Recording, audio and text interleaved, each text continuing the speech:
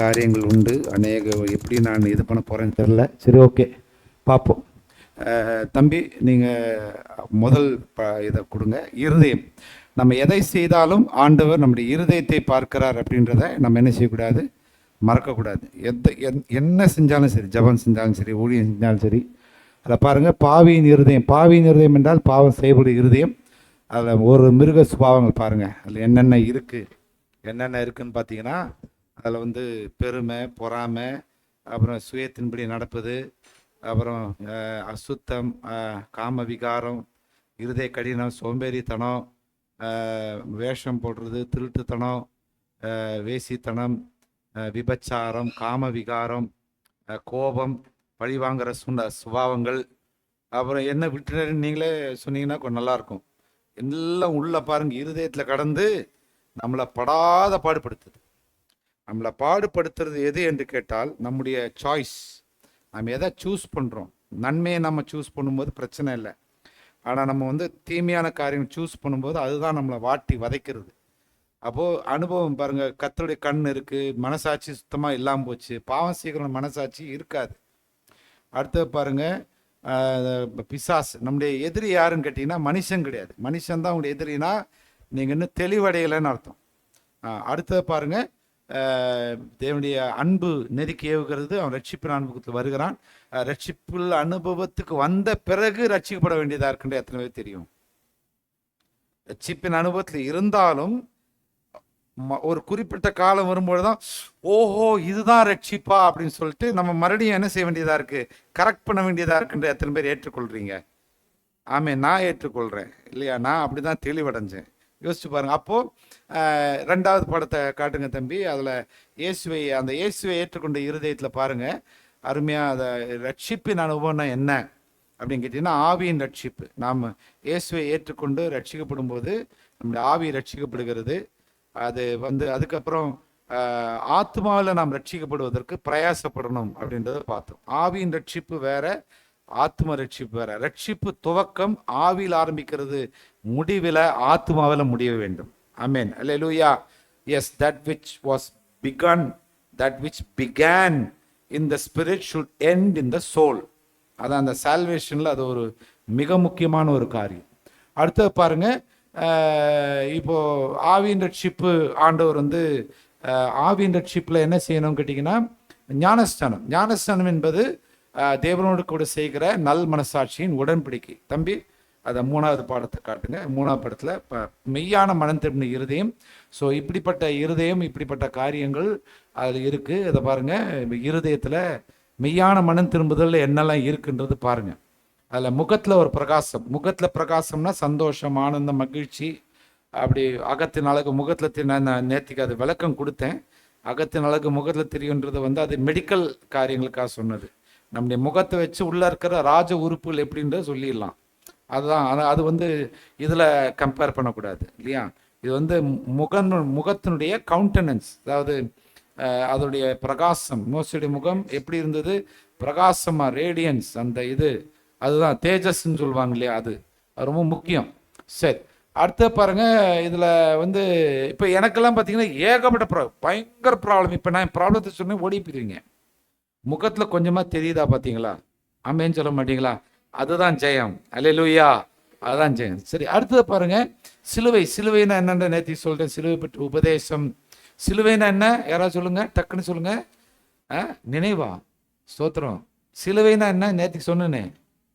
என்னங்க இவ்வளோ சொன்ன பிறகும் பாடு பாடு பாடு பாடு பாடுன்றீங்க. அதை சொல்லுங்க. நன்மை செய்து பாடு அனுபவிப்பது. நம்மெல்லாம் இப்போ பாடுபடுறோம் எதுக்குன்னு கேட்டால் தீமை செஞ்சதுனால. எங்க நன்மை செஞ்சதுனால தான் நம்ம பாடு அனுபவிச்சோம். ஒன்று ரெண்டா சொல்லுங்களேன். 1-2 மேல் தாண்டாது. அது 1-2 கூட இருக்காது. ஆனால் தீமையினால் பாடுன்றது 1 2 3 5 5 தாண்டி, இது 5 தாண்டி 11 12 போயிட்டு இருக்கும் இல்லையா? அப்போ எப்படிப்பட்ட வாழ்க்கை நம்ம வாழ்ந்துட்டு இருக்கோன்ற சிந்திச்சு பாருங்க. அது சிலுவை ரொம்ப முக்கியம். அடுத்த பாருங்க, வேத காரியங்கள், ரகசியங்கள். அடுத்த மனசாட்சி பரிசுத்தமாக இருக்கிறது, அன்பாக இருக்கிறது. அடுத்தது ஆவி நிறைவுனா என்னன்றதை நாம் பார்த்தோம். ஆவி நிறைவு ஆண்டவர் என்ன செய்யறாருன்னு கேட்டீங்கன்னா, நம்முடைய ஆவியில் இருக்கிற இருதயத்தில் ஆண்டவர் என்ன செய்யறாரு? ஊற்றுறாரு பரிசுத்த ஆவி. நம்முடைய ஆவியில் இருக்கிற இருதயத்தில் பரிசுத்தை ஊற்றும் பொழுது நாம் தேவனுக்கு நம்ம என்ன செய்கிறோம்? ஆவி. ஆனால் மனுஷனுடைய இருதயத்தில் அந்த அன்பு ஊற்றினா எவ்வளோ நல்லா இருக்கும். அப்போ நம்ம ஆண்டுகிட்ட கேட்கணும் உணர்வுபூர்வமாக, என் ஆவியில் ஊற்றுனது போல என் ஆத்மாவில் இருக்க இருதயத்தில் ஊற்றுவீராக என்று சொல்லி என்ன செய்யணும்? கேட்கணும். அதை நம்ம உணர்வுபூர்வமாய் கேட்கணும். நம்ம கேட்காமலே செஞ்சது எதுன்னு கேட்டீங்கன்னா ஆவியின் ரட்சிப்பு. ஆமேன்னு சொல்ல மாட்டீங்களா? ஆனால் கேட்டு செய்வது ஆத்ம ரட்சிப்பு. ரெண்டுக்கும் நிறைய டிஃப்ரென்ஸ் இருக்கு. சரி, இனி இப்போ இதுல தம்பி 5வது படத்துல கனி கொடுக்க இருதயம் முன்னேறணும். அது முன்னேறாத பட்சத்துல முந்தின காரியம் பின்வாங்கி போனது. பின்மாற்றம்னா என்ன என்று கேட்டால் கடின இருதயம், அப்புறம் சாத்தானை பின்பற்றுவது, பாவத்தை விரும்புவது, அப்புறம் வஞ்சனையில் இருப்பது, அப்புறம் பண ஆசை. நேற்று நான் சொன்னேன், பின்மாற்றம் எல்லாத்துக்குமே காரணம் பண ஆசை தான். பணம் வேற, பண ஆசை வேற அப்படின்றத நம்ம நேற்றுக்கு பார்த்தோம். பணம் எல்லாத்துக்கும் உதவும், பணம் எல்லாத்துக்கும் தேவை. ஆவிக்குரிய காரியங்களுடைய ப்ராப்ளத்தை சால்வ் பண்ணுறதே பணத்தை வச்சு தான் சால்வ் பண்ணுறோம், இதுதான் உண்மை. ஆனாலும் அந்த பணம் அல்ல நமக்கு, பணம் எனக்கு எஜமான் அல்ல. எனக்கு ஒரே ஒரு எஜமான், அவர் யாரு? ஆண்டவராகிய இயேசு கிறிஸ்து. பண ஆசைனா பணத்தினால் என்ன வேணாலும் சாதிப்பேன், பணத்தை வைத்து நான் என்ன வேணாலும் சாதிப்பேன், இயேசுநாதரை விட எனக்கு பணம் தான் முக்கியம் அப்படின்னு பணத்தை ஒரு இது காட்டி ஏன் ஆண்டவர் ஐஸ்வர்யம் பரலோகராஜ்யத்தில் பிரவேசிப்பது அரியுதுன்னு ஏன் சொன்னாருன்னு கேட்டீங்கன்னா, ஐஸ்வர்யத்தை என்ன சாதிக்கலாம்னு நினைக்கிறாங்க அந்த சிந்தனை. அதனாலதான் ஆண்டவர் ஐஸ்வர்யவான் பரலோகராஜ்யத்தில் பிரவேசிப்பது அரிதுன்ட்டு. எவ்வளவு டேஞ்சர் பாருங்க. அதனால எவ்வளோ பெரிய காரியம். பிசாசை ஏசுநாமத்தில் பாடினா ஓடியே போயிடும். அந்த பண ஆசை நீ எவ்வளோதான் ஏசுநாமத்துன்னு சொன்னாலும் அது அங்கேயே தான் இருக்கும். எவ்வளோ ஆபத்துன்றத நீங்க பாருங்க. சரி, அடுத்தது பாருங்க, இதுல என்ன கேட்டீங்கன்னா கனி கொடுக்கிறது. தம்பி, கனி கொடுக்கிற இதயத்துல என்னென்ன இருக்கு அப்படின்றத நம்ம சுருக்கமா பார்ப்போம். இப்ப கனி கொடுக்கிற காரியங்கள்ல இந்த கனி இதெல்லாம் தலைப்பு வாசிங்க. ரொம்ப லேட்டா ஜென்ரேட்டர் ஸ்டார்ட் பண்ற மாதிரி ரொம்ப இதுவா அப்படி ஸ்டார்ட் பண்றீங்களே, நல்லா சர்க்குன்னு ஸ்டார்ட் பண்ண வேண்டாமா? சொல்லுங்க, அதை தலைப்பை வாசிங்களேன். கனி கொடுக்கும் இருதயமா இல்ல கனி கெடுக்கும் இருதயமா? எனக்கு கனி கொடுக்கும் இருதயம் இருக்குன்றோம் அல்லையில சொல்லுங்களேன். இல்ல உண்மையிலேங்களா? உண்மையிலே இருந்தா ஓகே தான். இல்ல ஏனோ தானோ அப்படின்னு சரி நம்மளும் கும்பல்ல டேஷ் போடுவோம் சொல்லிட்டு இல்ல எனக்கு இருக்கு அப்படின்னமோ தைரியமா சொல்றான். உண்மையிலே இருந்தா சந்தோஷம்தான். ஆமென், அல்லேலூயா. கனி கொடுக்கும் இருதயம். கனி கொடுப்பதுன்னா என்ன? கொலோசே சபைக்காக பவுல் ஜெபிக்கிறார். அந்த ஜெப வார்த்தையில் அவர் என்ன சொல்றாரு பாருங்க. கொலோசியர் 1:10 அந்த கனி கொடுப்பதுனா என்ன அப்படின்றத பார்ப்போம். கனி கொடுப்பது என்றால் என்ன? வாசிங்க. சகலவித நற்கிரிகளுமாகிய. அப்ப சகலவித நற்கிரியைகள், எல்லா விதமான நற்கிரியைகள் நாம் செய்ய வேண்டும். பாருங்க என்னென்னலாம் நற்கிரியைகள் அப்படின்றத பார்ப்போம். எல்லா விதமான நற்கிரியைகள். அதுல முகத்துல பிரகாசம் ஒண்ணு. எண்ணுவீங்களா? நான் எவ்வளவு சொல்ல எண்ணுவீங்களா? எவ்வளவு எண்ணுவேன்றதே சொல்ல மாட்டேங்கிறீங்களே. சரி, ஓகே, ரைட். இப்ப பாருங்க என்னென்ன நற்கிரியல்ன்றது பாருங்க. எத்தனை நற்கிரியல்ன்றது பாருங்க. முகத்துல பிரகாசம். அடுத்த லெஃப்ட் சைட்ல பாருங்க ரட்சிப்பின் வஸ்திரம். அது ரொம்ப முக்கியம். ரட்சிப்பின் வஸ்திரம் ரொம்ப முக்கியம். அடுத்த பாருங்க ரட்சிப்பின் வஸ்திரம் எப்படி அடையலாம்? பணம் விஷயத்துல உண்மையா இருக்கணும். பணம். அடுத்தது பாருங்க அப்பம். அந்த பிரெட் மாதிரி அந்த அப்பம், அது எதை காட்டு? உபதேசத்தை காட்டுகிறது. அப்புறம் அடுத்த பாருங்க கனி. எல்லா விதமான ஆவிக்குரிய கனி எல்லாத்துலேயுமே நம்ம சிறந்தவர்களாய் கனி கொடுக்கறவர்களாய் நம்ம இருக்க வேணும். ஆவிக்குரிய கனி அந்த திராட்சை. அடுத்தது பாருங்க மீன், ஆத்துமாதாயத்தை காட்டுகிறது. ஆத்துமாதாயம். அதுக்கப்புறம் திருச்சபையில் உங்க பங்களிப்பு என்ன அப்படின்னு பார்க்கணும். அடுத்தது அந்த பட்டயம் அப்படின்னா பர்சனல் லைஃப். உங்க பர்சனல் லைஃப் குறித்து ஆண்டவர் ரொம்ப கரிசனையா இருக்கிறார். God is interested in your personal life rather than your public life. Amen. Hallelujah. நீங்க வெளியரங்கமா என்ன செய்றீங்கன்றதை விட அந்தரங்கத்துல எப்படி இருக்கீங்கன்னு தான் ரொம்ப கரிசனையா இருக்கிறார். அடுத்த பாருங்க, இது மூணுமே அந்த புறா அதே நேரத்துல சிலுவை, அதே நேரத்துல கீழே வேதம். இது எதை காட்டு? மூன்றுமே ஒன்றுதான். அது எதை காட்டுது என்று கேட்டால் கர்த்தர் நமக்கு கொடுத்த கருவிகள். என்ன கருவிகள்? பரிசுத்தாவி, அதே நேரத்துல இயேசுவின் ரத்தம், அதே நேரத்தில் வேத வசனம். இந்த மூன்றை கொண்டு நாம் எல்லா விதமான சோதனைகளை மேற்கொள்ள வேண்டும். அடுத்தது பாருங்க, அடுத்த பிசாசு 5 பிசாசு 2 மனுஷன். அப்படின்னா நம்ம வர்ற சோதனைகள் முதல்ல பிசாசு மூலம் வரும். நாம பிசாசு வர்றதை நம்ம ஜெயிச்சோமானா அவன் என்ன செய்வான்? மற்ற மனுஷன் மூலம் வருவான். அப்ப நம்ம விழிப்புள்ளவர்களாய் இருங்கள், ஏன்னா அவருடைய தந்திரங்கள் நமக்கு அறியாதவைகள் அல்ல அப்படின்னு சொல்லி பவுல் டிக்ளேர் பண்றாரு. யோசிச்சு பாருங்க. அதனால தந்திரமான ஒரு பிசாசை மேற்கொள்வது எப்படி அப்படின்னு சொல்லி அந்த சோதனைகளை மேற்கொள்ற காரியம். இப்ப சொல்லுங்க, எத்தனை சப்ஜெக்ட் இருக்கு? என்ன சொன்னேனே, 11? சரி, 10 சப்ஜெக்ட் இருக்கு. எவ்வளவு இருக்கு சொல்லுங்க? 10 சப்ஜெக்ட் இருக்கு. ஏன் ஆண்டவர் நமக்கு 10 விரலை கொடுத்தார்? உடனே கூட்டம் முடிஞ்ச எனக்கு கொடுத்த தெரியும், இங்க 1 இங்க 1 12ன்னு சொல்லக்கூடாது. அது அப்நார்மல் கேஸ். நார்மல் கேஸ்ல 10 விரல் நமக்கு ஏன் கர்த்தர் அனுமதித்தார்? 10ன்னு சொல்லும் உங்களுக்கு என்ன ஞாபகம் வருது? 10 கட்டளைகள். உங்க வலது கையை பார்த்துக்கோங்க, உங்க வலது கையை பார்த்துக்கோங்க. பார்க்குறீங்களா? இப்படி இப்படி பார்த்துக்கோங்க. பார்க்குறீங்களா? அப்படின்னா ஒரு நாளைக்கு எத்தனை முறை பார்க்குறீங்க? யோசிச்சு பாருங்க. அட்லீஸ்ட் குறைந்தபட்சம் 15-20 தடவை பார்ப்போம். குறைந்தபட்சம் சொல்றேன். யோசிச்சு பாருங்க. அப்போ ஒவ்வொரு தடவையும் வலது கையை பார்க்கும்போது முதல் 5 கற்பனைகளை கை கொண்டீர்களா, கை கொள்கிறீர்களா? அடுத்தது இடது கை பார்த்துக்கோங்க. இடது கையை பார்த்துக்கும் பொழுது உங்க கையை பார்த்துக்கோங்க. இடது கை பார்க்குறீங்களா? அப்போ இடது கை பார்க்கும்போது 6ஆம் கற்பனையிலேருந்து 10ஆம் கற்பனை வரைக்கும் மனுஷனுக்கு செலுத்த வேண்டிய கற்பனைகளை பார் அப்படின்னு சொல்லி, அதனால்தான் கர்த்தர் நமக்கு 10 கற்பனைகளுக்கு சமமாக 10 கட்டளைகளை. அதே நேரத்தில் கால் விரலும் அதே கதை தான். உன் போக்கையும் வரத்தையும், உன் போக்கையும் உன் வரத்தையும், அதெல்லாம் நிறைய you're going in and you're coming out அப்படின்றது ரொம்ப அருமையான, அதெல்லாம் நிறைய விளக்கங்கள் இருக்கு. எல்லாத்தையுமே நம்ம டீச் பண்றதுக்கு டைம் கிடையாது.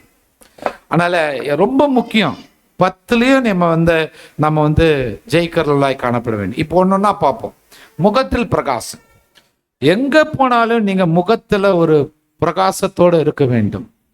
நான் ஒரு நாளைக்கு என்னுடைய பழைய வீட்டில் கோவிலம்பாக்கத்தில், இப்போ நான் நுங்கம்பாக்கத்தில் இருக்கிறேன், சென்னையில் கோவிலம்பாக்கத்தில் நான் இருக்கும் பொழுது, அப்போது வந்து எதிரில் ஒரு கடை இருக்கும். ஏதாவது மளிகை ஏதாவது வாங்குவோம். அப்போது அந்த கடைக்காரர்கிட்ட கேட்குறாரு, நீங்கள் பெந்தேகோஸ்தியான்னு கேட்டார். எனக்கு ரொம்ப ஷாக்கிங்காக இருந்தது. எவ்வளோ வருஷம் கழிச்சதுக்கப்புறம் அந்த வார்த்தை கேட்குறாரு. ஏயா இப்படிலாம் கேட்குறீங்க அப்படின்னு கேட்டேன். இல்லை, இது வரைக்கும் வெள்ளை உடுத்துக்கிட்டு ஒரு சிலர் வந்தாங்க.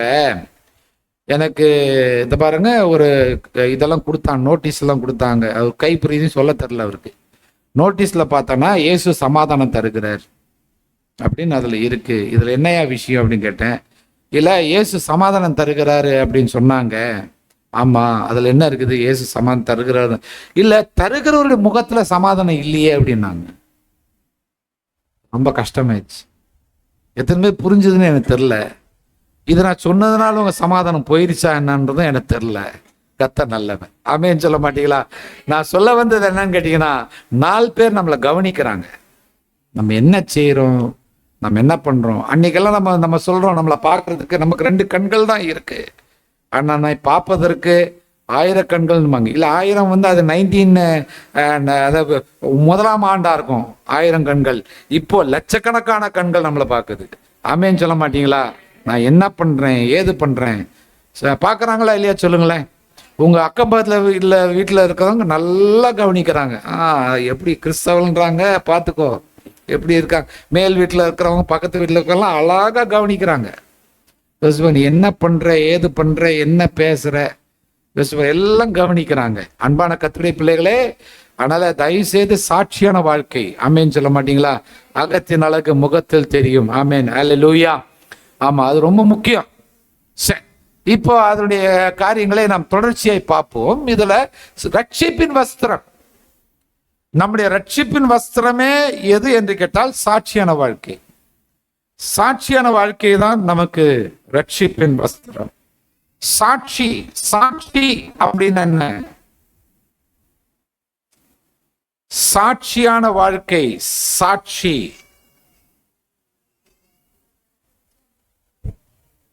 எல்லாரும் பதில் சொல்றீங்க. எனக்கு ஒண்ணுமே, எனக்கு உங்களுடைய உதடுகள் அசைற அந்த அசைவை பிக்கப் பண்ற அந்த திறன் எனக்கு இல்லை. நான் என்ன சொல்ல, யோசிச்சு பாருங்க. அதனால சொல்லுங்க, சாட்சியா இருக்கீங்களா அல்லது காட்சி பொருளா இருக்கீங்களா? சாட்சியா இருக்கீங்களா, காட்சியா இருக்கீங்களா?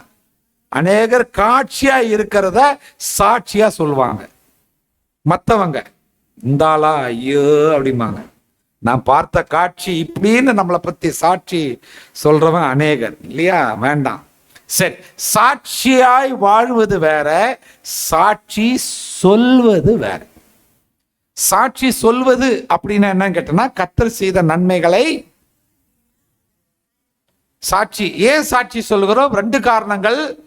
சொல்லுபவர் கர்த்தருக்கு நன்றி செலுத்தும் வண்ணமாய் சாட்சியை சொல்லுகிறார், கர்த்தருடைய நாமம். கேட்கிறவர்களுக்கு கர்த்தருடைய நாமம் மகிமைப்படுகிறதாயும், அதே நேரத்தில் அவருக்கு செய்த தேவன் எனக்கு செய்ய மாட்டாரா என்கிற ஒரு விசுவாசத்தை தூண்டிவிடும் வண்ணமாக சாட்சி அறிவிக்கப்படுகிறது. ஆமென். ஆனா சாட்சி சொல்லும்போது தப்பா நினைக்காதீங்க. சாட்சி சொல்லும்போது பொய் சொல்றது வாய்ப்பு இருக்கு. சாட்சி சொல்றவங்கெல்லாம் பொய் சொல்றாங்க நான் சொல்ல விரும்பல. தயவுசெய்து சாட்சி சொல்லும்போது பொய் சொல்ற வாய்ப்பு இருக்கா இல்லையா சொல்லுங்க. இல்ல மிகமைப்படுத்தி சொல்லுவாங்க. 2 தான் நடந்திருக்கும். 200 அப்படின்ட்டுருவாங்க. பாருங்க, அப்படி மேக்னிஃபை பண்ணி லார்ட்ஸ் நேம் மேக்னிஃபை பண்ணா பரவாயில்ல. ஆனா இவங்களுடைய காரியங்களை மேக்னிஃபை பண்ணி என்ன பண்ணுவாங்க? அது ஒரு வரம். எல்லாருக்குமே அந்த வரம் வராது, எல்லாருக்குமே அந்த கிருபை வராது. யோசிச்சு பாருங்க. அப்படி மிகுமைப்படுத்தி சொல்லும் பொழுது அதை அங்க தேவநாமம் தூஷிக்கப்படுது இல்லையா? இந்த சத்தியம் தெரிஞ்சவன் என்ன யோசிப்பான்? பொய் சொல்றாங்களே. யோசிச்சு பாருங்க. அன்பானே, சாட்சி சொல்லும் பொழுது நிறைய பொய் சொல்றது வாய்ப்பு இருக்கு, மிகமைப்படுத்தி சொல்றது வாய்ப்பு இருக்கு.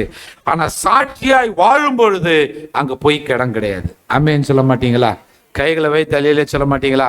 சாட்சியை வாழ்வது அப்படின்னா என்ன என்று கேட்டால், மத்தேயு 5:16 ஆண்டவர் இயேசு இந்த வார்த்தையை சொல்லுகிறாரு. மத்தேயு 5:16 என்ன இருக்குது சொல்லுங்க பார்க்கலாம். மத்தேயு 5:16 வாசிங்க. இவ்விதமாய் மனுஷர் என்று சொல்லும்போது அது யாரை காட்டுகிறது? மனுஷர் என்று சொல்லும் பொழுது உங்களை சார்ந்த மனிதர்கள். அது ஆண்பால் என்றும் இல்லை, பெண்பால் என்றும் இல்லை. ஆமென் சொல்ல மாட்டீங்களா? அப்ப மனுஷர்னா யாரா இருந்தாலும் சரி, உங்களை சார்ந்த புருஷன், மனைவி, பிள்ளைகள், நாத்தனார், மாமியார், மருமகன், மருமகள், அக்கா, தம்பி, தங்கச்சி, அப்புறம் சித்தி, சித்தப்பா, பெரியப்பா, பெரியம்மா, பாட்டன், பூட்டன், தாத்தா, பாட்டி. அது பயங்கர இன்னர் சர்க்கிளே இப்படி இருக்குன்னா அவுட்டர் சர்க்கிள் எப்படி இருக்குன்ற பார்த்துக்கோங்க. யோசிச்சு பாருங்க. இவ்வளவு ரிலேஷன்ஷிப் யார் யாருடையெல்லாம் நீங்க பழகுறீங்களோ எல்லாருமே அதுல மனுஷர். வேலை செய்யற இடத்துல, தங்குற வீட்டுல, பிரயாணமாய் போகும்பொழுது அந்த ட்ரெயின் பிரயாணத்துல 4 பேர் வருவாங்க. அந்த நேரத்துக்கு அவங்க தான் அவனுக்கு மனுஷர். அங்க நீங்க கரெக்டா இருக்கிறீங்களா? மௌனமா இருக்கிற பார்த்தா எனக்கு பயமா இருக்குது. ஆமென் சொல்ல மாட்டீங்களா? அப்போ சாட்சியாய் வாழ்வதுனா என்ன அர்த்தம்? மனுஷர் உங்கள் நற்கிரியைகளை கண்டு பரலோகத்தில் இருக்கிற உங்கள் பிதாவை மகிமைப்படுத்தும்படி உங்கள் வெளிச்சம் அவர்களுக்கு முன்பாக, எவர்களுக்கு முன்பாக? மாமியாரே, உங்கள் வெளிச்சம் மருமகளுக்கு முன்பாக பிரகாசிக்க கடவுது. ஆமேன். பாருங்க, மருமகளே உன்னுடைய வெளிச்சம் மாமியாருக்கு முன்பாக பிரகாசிக்க கடவுது. மாமியார் ஆமேன் சொல்றாங்க, மருமகள் தான் ஆமேன் சொல்ல காணும். சரி, கர்த்தர் நல்லவர். ஆமேன். இதுதான் சாட்சியாய் வாழ்வது வேற, சாட்சி சொல்வது வேற அப்படின்றத நம்ம பார்க்கிறோம். யோசிச்சு பாருங்க. சரி, அடுத்து சாட்சி சொல்லும்போது அநேக சாட்சி சொல்லுவாங்க. என்ன சொல்லுவாங்க அப்படின்னு கேட்டீங்கன்னா, இந்த வேலை கிடைச்சிச்சு, அந்த வேலை கிடைச்சிச்சு. நிறைய பேர் சாட்சி சொல்றேன் என்ன கேட்டீங்கன்னா, வயிற்று வலி சரியாயிடுச்சு. அதெல்லாம் தப்பு கிடையாது. வயிற்று வலி சரியாயிடுச்சு. ஹவுஸ் ஓனர் அந்த சவுத் சைட்லாம் போனீங்கன்னா சாட்சிக்கும் ரொம்ப சூப்பரா இருக்கும். வரணும் வந்தாங்க, அவங்க 5 லட்சம் கேட்டாங்க. நாங்க எங்கேயோ போனோம், அங்க போனோம், எங்க போனோம், பேங்க்ல போனோம், மேனேஜர் தந்தாரு. ஹல்லேலூயா, மேனேஜர் 5 லட்சம் தந்தாரு. கல்யாணத்தை ஜாம் நடத்த ஆண்டவரே நல்லவர் அப்படின்றாங்க, உட்காந்துருவாங்க. யோசிச்சு பாருங்க அன்பளே, பயங்கர அந்த சாட்சி. அங்க இந்த கேஸ்ல எனக்கு ஆண்டவர் வெற்றியை தந்தாரு, அந்த கேஸ்ல ஆண்டவர் வெற்றியை தந்தாரு, தயவுசெய்து இந்த கேஸுக்காக ஜெபம் பண்ணுங்க அப்படின்னு சொல்லி சாட்சியை முடிப்பாங்க. அதை நான் யோசிப்பேன், என்னடா அது. ஒரு இடத்துல நான் போயிருந்தேன், பாஸ்டர் எங்க அப்படின்னு கேட்டேன்னா அசிஸ்டன்ட் பாஸ்டர் சொன்னாரு, கேஸுக்கு போயிருக்கிறாரு, அவர் வருவாரு அப்படின்னு சொல்லிட்டு. நான் சொன்னேன், அது கேஸுக்கு போயிருக்காரா? யோசிச்சு பாருங்க அன்பானே, பாருங்க, தப்பா நினைக்காதீங்க. இப்படி எப்படி நாம் இருக்கிறோம் என்பதை பாருங்க. சாட்சி சொல்லும் பொழுது ஏதாவது ஆவிக்குரிய காரியங்கள் சொன்னா எவ்வளவு நலமாய் இருக்கும். ஆமென் சொல்ல மாட்டீங்களா? முற்றிலும் மாம்சம், முற்றிலும் உலகம், முற்றிலும் இந்த இந்த காரியங்களே அப்படி இருந்தா எப்படி யோசிச்சு பாருங்க. பூமிக்குரிய காரியங்களே ஒரு தடவையா சாட்சி இப்படி சொன்னா எப்படி இருக்கும்? நான் என் மாமியார் மேல ஒரு வருத்தத்தோடு இருந்தேன். கர்த்தருடைய ஆவியானவர் என்னோடு இடைப்பட்டார். பாஸ்டர், போன வாரம் அவர் கொடுத்த செய்தியில இந்த வசனம் என்னை தொட்டது. உடனடியாக என் மாமியார் மேல இருந்த வருத்தம் எல்லாம் போயிருச்சு. அந்த வசனம் என்னை தேற்றியது. நான் என் மாமியாரை வேற விதத்தான பார்க்க ஆரம்பித்தேன்.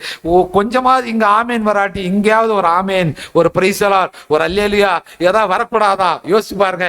இப்படிப்பட்ட சாட்சி கேட்க கர்த்தர் ஆவலா இருப்பாரா, இருக்க மாட்டாரா? ஐயோ என் மகன் சாட்சி சொல்றா, ஐயோ என் மகன் சாட்சி சொல்லிக்கிட்டே இருக்கிறான். ஒரு தடவையாவது வசனத்தை கேட்டு செருப்பு திருடனா இருந்த என்னை கர்த்தர் மாற்றினார். நான் இனி திருடுவது இல்லை. இப்படிப்பட்ட சாட்சிகளும் சொன்னா எவ்வளவு நலமாய் இருக்கும். ஆமென் சொல்ல மாட்டீங்களா? கைகளை வைத்து அல்லேலூயா சொல்ல மாட்டீங்களா? எஸ். நீங்க உலக பிரகாரமான காரியங்களை சொல்லுங்க, ஆனா அதோடு கூட ஆவிக்குரிய காரியங்களை சொல்லும் பொழுது எவ்வளவாய் கர்த்தர் சந்தோஷமாய் இருப்பார். பாஸ்டருக்கும் ஒரு உந்துதல் வரும். அடா, நம்ம பிரசங்கத்தை கேட்டு ஒருத்தர் மாறிட்டாரா, இப்ப நமக்கு என்னையால நானும் அப்படி மாறிட்டேன், அப்ப நமக்கு ஒரு உந்துதல் வரும். கைகளை வைத்து ஆமென் சொல்ல மாட்டீங்களா? அல்லேலூயா. கர்த்தர் உங்களை ஆசீர்வதிப்பாராக. அடுத்த பாருங்க, இந்த தம்பி எப்படி சாட்சியா இருக்கணும் அப்படின்னு கேட்டீங்கன்னா, பண விஷயத்துல சாட்சியா இருக்கும். பண விஷயத்துல கரெக்டா இருக்கிறவங்க,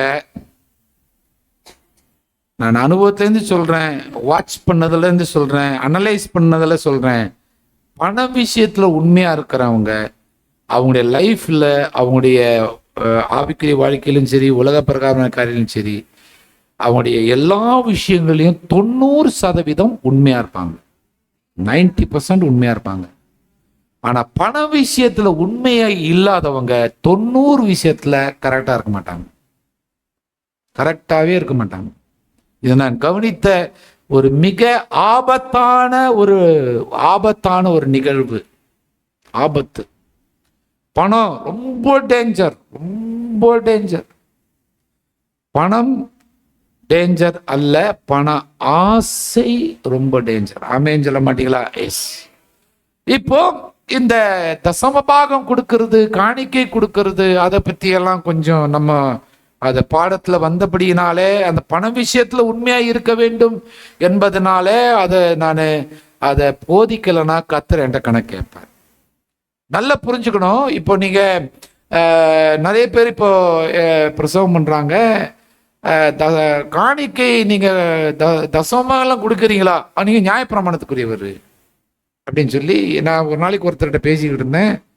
அவர் கேட்டாரு, தசமம் கொடுக்குறீங்களா ஐயா? ஒரு சிலத்து கொடுக்குறையா, ஒரு சிலத்து கொடுக்க முடியலையா, ஒரு சிலத்தை சேர்த்து வச்சு கொடுக்குறையா, ஒரு சிலத்துல கணக்கெல்லாம் பாக்குறது இல்லையா, தசமம் கொடுக்குறையா அப்படின்னு சொன்னேன்னு அவர் சொன்னார், நீ நியாயப்பிரமாணத்துக்குரியவர் அப்படின்ட்டு. அப்படியா அப்படின்னு சொல்லி இதை நம்ம தயவுசெய்து நம்ம இதை நான் கொஞ்சம் ஸ்டடி பண்ணணும். ரைட்.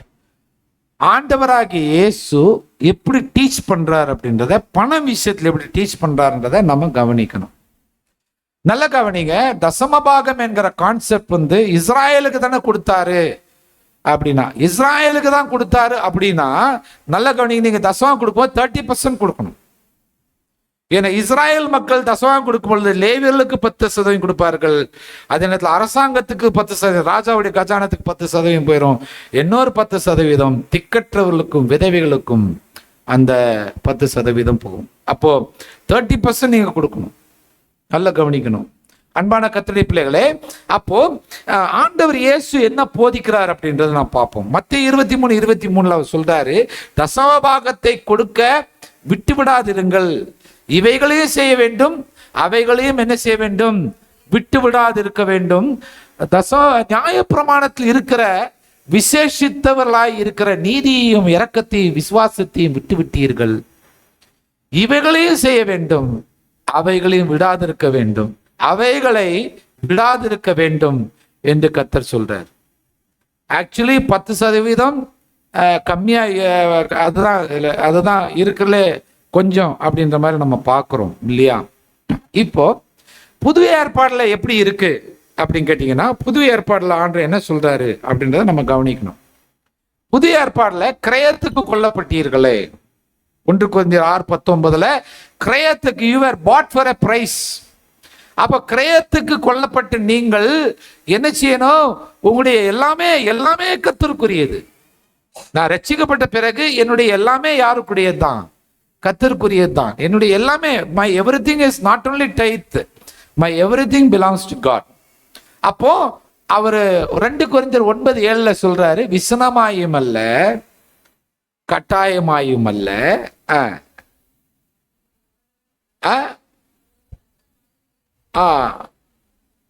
தன் தன் தன் மனதில் நியமித்தபடியே அப்படின்னு சொல்ற நீங்க என் மனதில் நியமித்தபடியேன்னு ஏன் சொல்ல காணும்? அது மறுபடியும் தன் தன் தன் தான் சொல்றாங்க என்று அல்லாமல் என் மனதில் நியமித்தபடி அப்படின்ற அந்த உற்சாகம் ஏன் வரமாட்டேங்குது? தன் மனதுல அது யாருக்கோ தன் மனது, அப்ப என் மனதுன்ற வரமாட்டேங்குது. பாத்தீங்களா? இவ்வளவு சொன்ன பிறகும் வரமாட்டேங்குது. அதான் எனக்கு கஷ்டமா இருக்குது. நீங்க இப்போ ஐயா கொஞ்சம் இருங்க, நீங்க தன்னுல இருந்து என்ன நீங்க மாத்த சொல்றீங்களே, கொஞ்சம் நான் புருஷன்ட்டு எல்லாம் கொஞ்சம் டிஸ்கஸ் பண்ணி அப்புறம் நான் சொல்றேன் ஐயா அப்படின்னு சொல்ல வரீங்களான்னு எனக்கு தெரியல. கர்த்தர் நல்லவர். என் மனதில் என்ன நியமித்திருக்கிறார்? கர்த்தாவே சத்ரு ஆயிட்டேனோ, இன்னொரு பிரசங்கம் இருக்கு, ஆமென் சொல்ல மாட்டீங்களா? சொல்லுங்க, என்னது சொல்லுங்க? தன் மனதில் நியமித்தபடி, தன் மனதில் நியமித்தபடி, மனதில் நியமித்ததை கொடுக்க கிடையாது. இப்ப நான் உங்கள்கிட்ட ஒரு கேள்வி கேட்பேன், நீங்க கரெக்டா பதில் சொல்லுவீங்க, நான் நம்புறேன். எல்லாம் நம்பிக்கை தான் ஓடுது. உங்களுக்கு ஒரு ஹிண்ட் தந்துடுறேன். இது வரைக்கும் நான் 30 வருஷமா ஊழியம் செய்கிறேன், ஒரு சபையிலும் இந்த பதில் சரியாய் சொன்ன சரித்திரம் இல்லை. சரித்திரம் மாறப்போகிறது என்பதை நான் ஆவலாய் இருக்கிறேன். அது சரித்திரம் மாறுறது உங்க கையில தான் இருக்குது. இப்ப நான் ஒரு கேள்வி கேட்கும்போது சடார்னு பதில் சொல்லாமல் கொஞ்சம் யோசிச்சு பதில் சொல்லுங்க. அதுக்குன்னு ரொம்ப யோசிக்காதீங்க, சரியா? அந்த இதுல பாருங்க, அதுல என்ன இருக்கு? உற்சாகமாய் கொடுக்கிறவர்கள் தேவன் பிரியமாய் இருக்கிறார். சரிங்களா? இப்ப கேள்வி என்னன்னு கேட்டால், தேவன் யாரு மேல பிரியமாய் இருக்கிறார் அப்படின்னு சொல்லுங்க. பாத்தீங்களா? சரித்திரம் படைப்பீர்கள் என்று நான் நினைத்தேன். எல்லாம் கும்பல டேஷ் மாதிரி தான். நான் என்ன பண்ண முடியும்? இத்தனைக்கும் ஒரு ஹிண்ட் கொடுத்த பிறகும் இப்படிதான் நம்ம இருக்கிறோம். ஆண்டவர் நம்ம ஹிண்ட் தான் கொடுக்கிறாரு. ஹிண்ட் கொடுத்த பிறகும் நானெல்லாம் அப்படித்தான். ஆரம்பத்துல கோட்டை விட்டேன், ஹிண்ட் வந்த பிறகும் கோட்டை விட்டேன், இன்றைக்கும் கஷ்டப்பட்டு தான் இருக்கிறேன். பாத்தீங்களா? இப்பதான் வருது, கொஞ்சம் கொஞ்சமா வருது. இது சரித்திரம். 2வது சொல்றது ஒன்றும் சரித்திரம் இல்லைங்க, அது பாதிக்கு மேல 2வது சொல்லிட்டாங்க. யோசிச்சு பாருங்க அன்பாளே, எனக்கு ஒரு சந்தோஷம். 2வதாவது நீங்கள் சரித்திரம் படைத்தீர்களே, கர்த்தர் நல்லவர். ஆமென், அல்லேலூயா. எஸ் அன்பாளே, தேவன் யாருக்கு பிரியமாய் இருக்கிறார்? சொல்லுங்க சிஸ்டர்.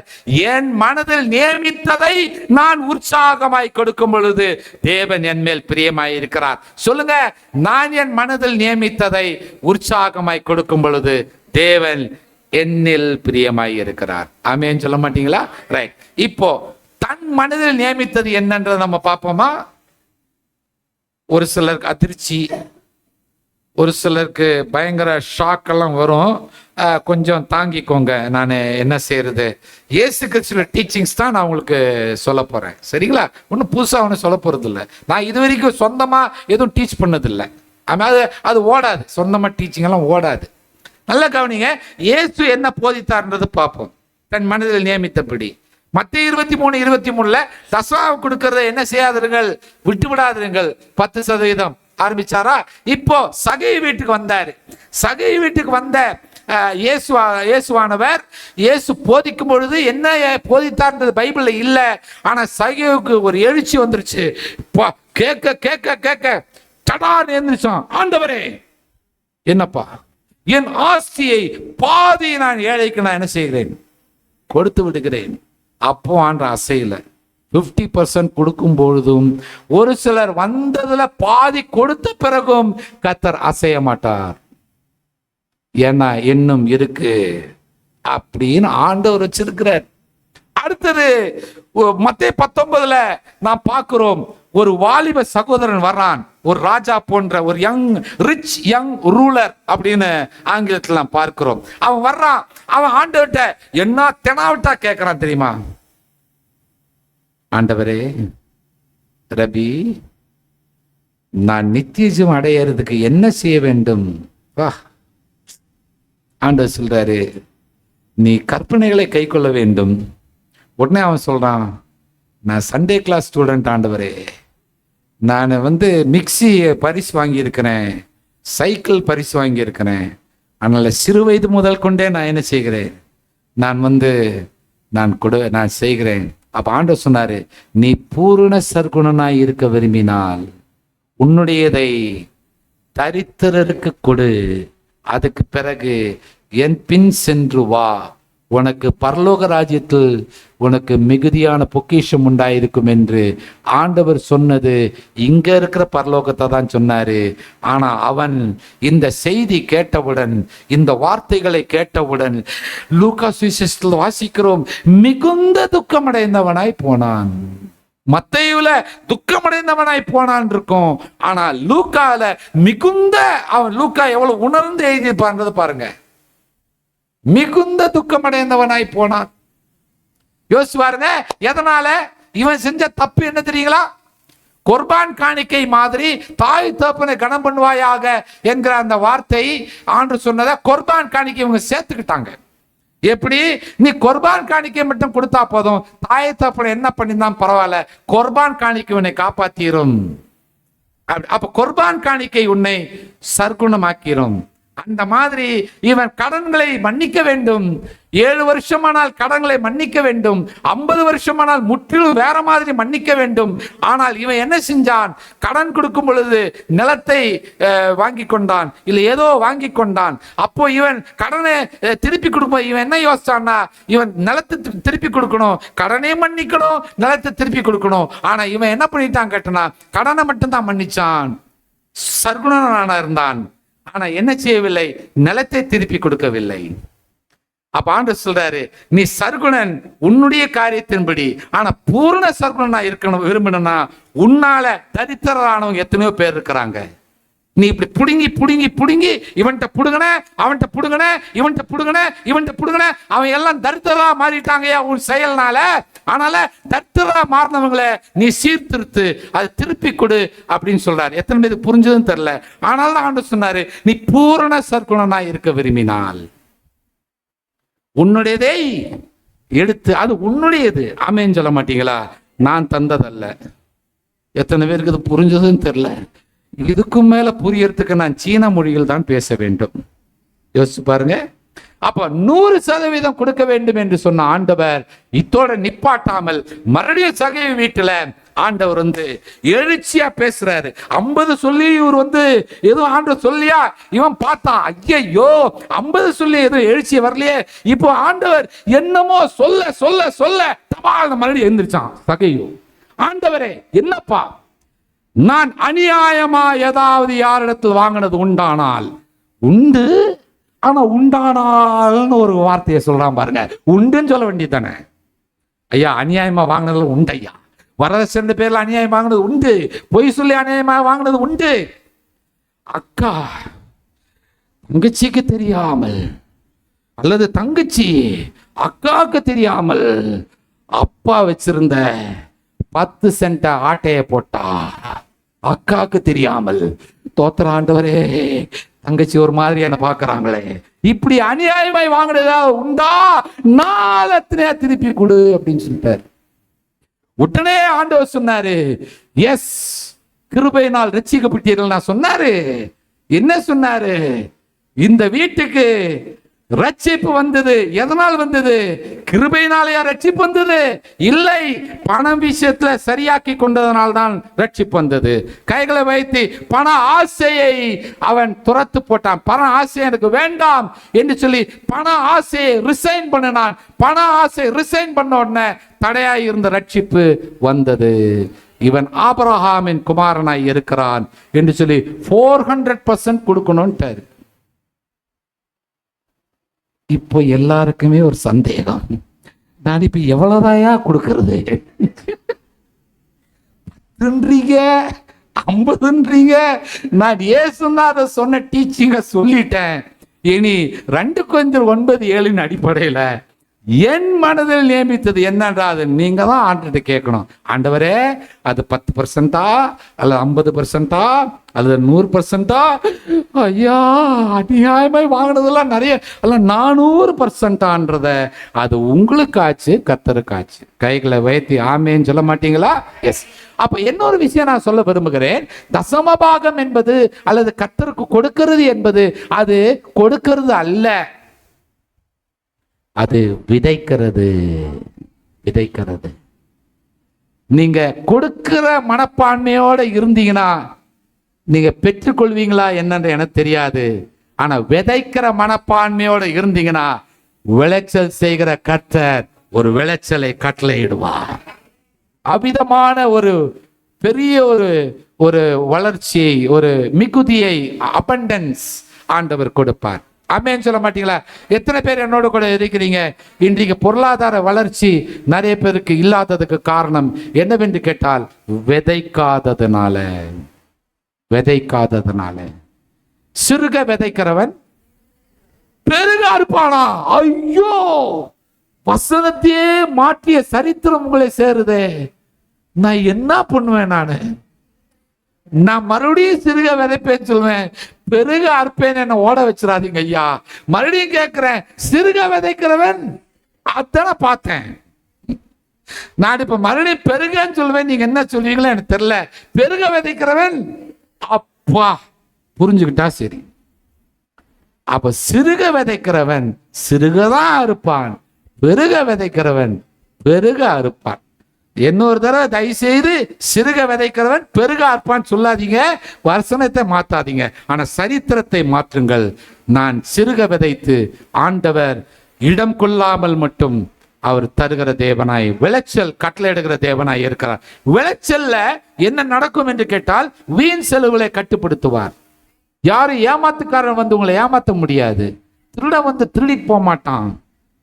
மாறுவடி கடைக்கா போகுது பாருங்க, கோத்தராண்டவரே, ஆஸ்பத்திரிக்கா போகுது பாருங்க. ஒரு சிலருக்கு அப்படிதான், எனக்கும் அப்படிதான். ஒரு சில நேரத்துல என்னையும் சேர்த்தான்னு சொல்றேன். நான் ஒன்றும் பெரிய இது கிடையாது, கற்றுக்கொள்கிறோம். ஆமேன்னு சொல்ல மாட்டீங்களா?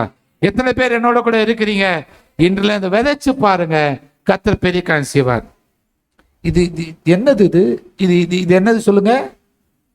இது காணிக்கை பெட்டின்னு நீங்க வாயால சொன்னாலும் உங்க மனசுல என்ன யோசிங்க? அது கர்த்தருடைய கை என்று யோசிங்க. உடனே நீங்க அவர் கர்த்தருடைய கைன்னு சொல்லிட்டான்னு சொல்லிட்டு அதை தொட்டு வணங்கிறாதீங்க தயவு செய்து. அது கர்த்தருடைய கைன்னு நீங்க உங்க மனசுல பாவித்துக் கொள்ளுங்கள். அது கர்த்தருடைய கையில, இதோ ஆண்டவரே என்னை விதைக்கிறேன் என்று சொல்லி விதையுங்கள். விளைச்சலின் தேவன் பெரிய காரியங்களை செய்வார். இன்னொன்று, மற்ற ஊழியர்களுக்கு நீங்க தரீங்கன்னா தயவு செய்து பிரயோஜனமான ஊழியங்களுக்கு கொடுங்க. ஏதாவது ஒரு முரட்டுத்தனமான தீவிரவாத ஊழியங்களுக்கெல்லாம் கொடுத்துடாதீங்க. இப்ப நான் காஷ்மீரில் இருக்கிற தீவிரவாதிக்கு மாசம் நான் 5000 ரூபாய் அனுப்புறேன்னு வைங்களேன்.